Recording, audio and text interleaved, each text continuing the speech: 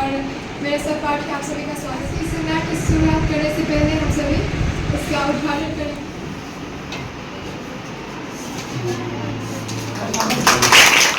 मंच पर हमारे सहकर्मीगण और मेरे प्यारे युवावस्था का संतुलन काल जिसमें शारीरिक, बौद्धिक और मानसिक स्तर पर बहुत सारे परिवर्तन हैं।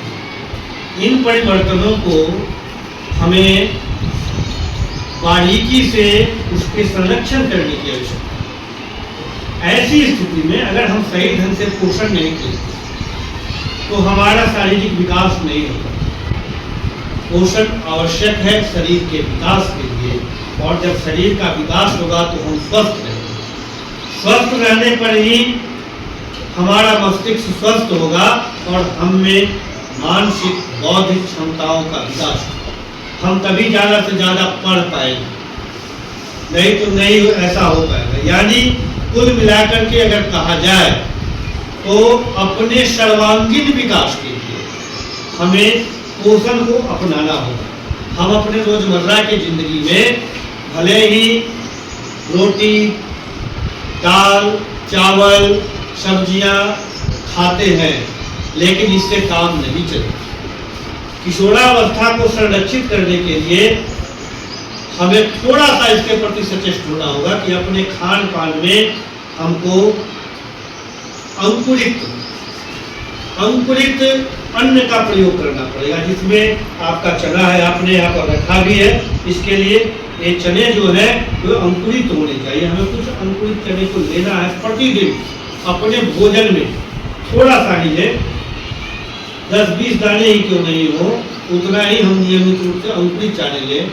अंकुरित मूंग हो, अंकुरित गेहूं हो का भी सेवन करना। फल को भी आपने रखा है, ये सब हमारे मौसम के अनुसार से फल है, जिस फल को हम थोड़ा सा ही, कोई आवश्यक नहीं है कि हम सेब ही खाएंगे। अभी लीची का मौसम है तो एक लीची भी प्रतिदिन जरूर खा ले।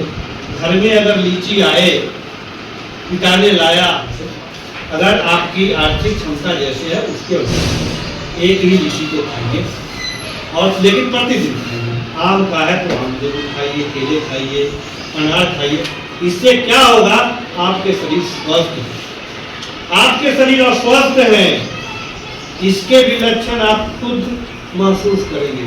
आप बात बात में तुरंत जाते हैं, अगर कुछ कहा जाता है आपको गुस्सा आ रहा है, आपके सर में दर्द महसूस हो रहा है, आप ठीक से बैठ नहीं पा रहे हैं बेंच पर, साथियों के साथ कड़ी आवाज में बात कर रहे हैं, गले में खिसखिस हो रही है, ये सारी बातें किशोरावस्था के लक्षण है जो कि आपके अस्वस्थ होने की निशानी।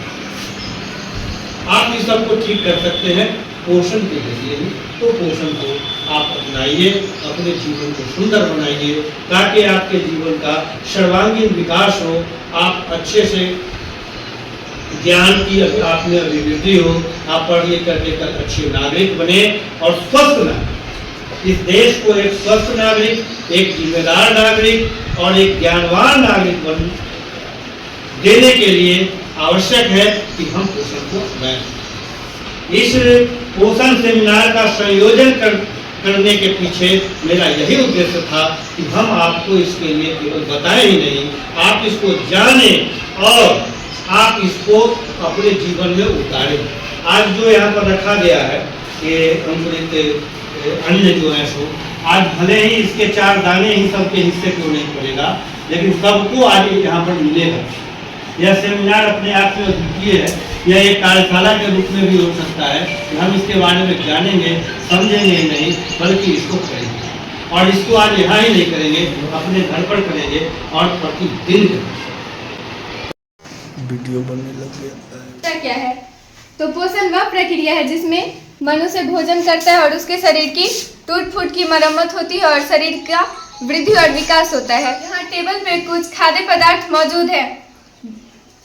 गेहूं, चावल आदि का सेवन करने से हमारे शरीर में कार्बोहाइड्रेट की प्राप्ति होती है। मूंग, चना इत्यादि का सेवन करने से हमारे शरीर में प्रोटीन की प्राप्ति होती है।